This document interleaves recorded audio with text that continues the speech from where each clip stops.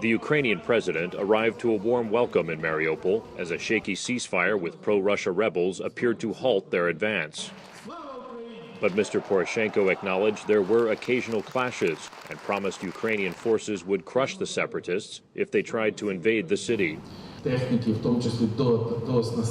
have refreshed the equipment, we have beefed up the National Guard, but the main thing that we have is the powerful, patriotic, fighting spirit of Ukraine and the citizens of Mariupol.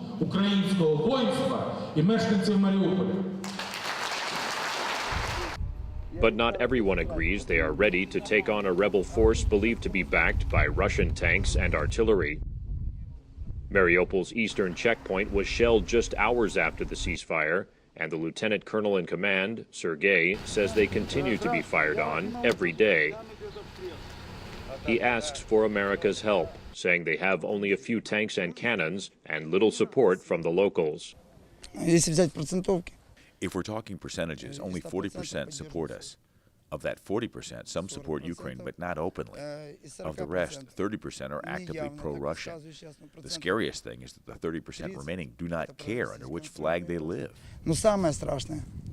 Despite the attacks, President Poroshenko insists the ceasefire is working and announced rebels released 1,200 Ukrainian captives. He says they continue to build up defense forces around Mariupol while working on a negotiated solution to the conflict involving international monitors. The more we increase the pressure, the more Russian troops are on our territory.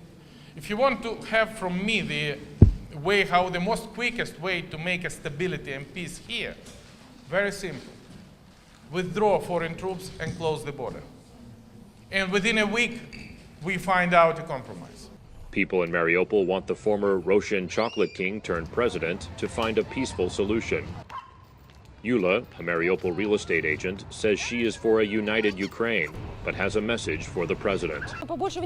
Maybe you should pay more attention to the people. Do what people ask you to do, because people keep fighting, and it is senseless. A priest blesses Ukrainian soldiers at Mariupol's east checkpoint. The commander says the Russia-backed rebels need the strategic port and its metal factory, so he expects an invasion.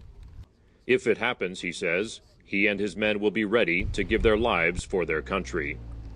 Daniel Schearf, VOA News, Mariupol.